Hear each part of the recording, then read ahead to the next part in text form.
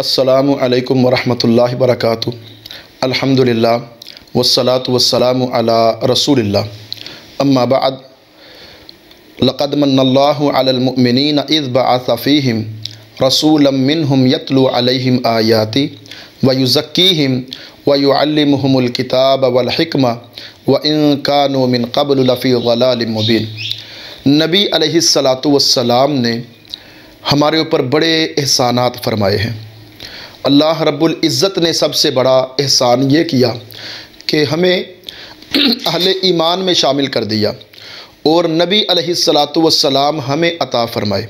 اور پھر اللہ کے نبی علیہ السلام نے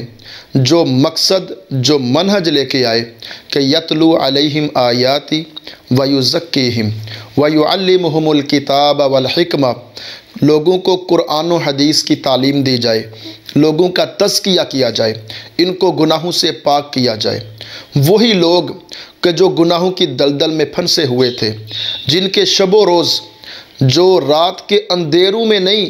دن کے اجالوں کے اندر بھی کبیرہ گناہ کر رہے تھے، بچیوں کو زندہ درگور کیا جا رہا تھا، زنا عام ہو چکا تھا، بے حیائی تھی، فحاشی تھی، اللہ کے نبی علیہ السلام نے احسان کیا کہ ان لوگوں کو گناہوں سے نکال کے، غلطیوں سے نکال کے، ضلالتوں سے نکال کے، گمراہیوں سے نکال کے، اندھیروں سے نکال کے ایک نور بخشا ہے، ایک روشنی عطا کی ہے، کتاب و سنت کی شکل میں، قرآن و حدیث کی شکل میں، نیک اعمال کی شکل میں۔ تو ہمارا حق بنتا ہے ہم اللہ کے نبی علیہ السلام کی اس نعمت، اللہ کے نبی علیہ السلام کے اس احسان پر اپنے اللہ کا شکر ادا کرتے ہوئے اپنے نبی کی سیرت کو اپنائیں، ان کے کردار کو اپنائیں اور اپنا تزکیہ کریں،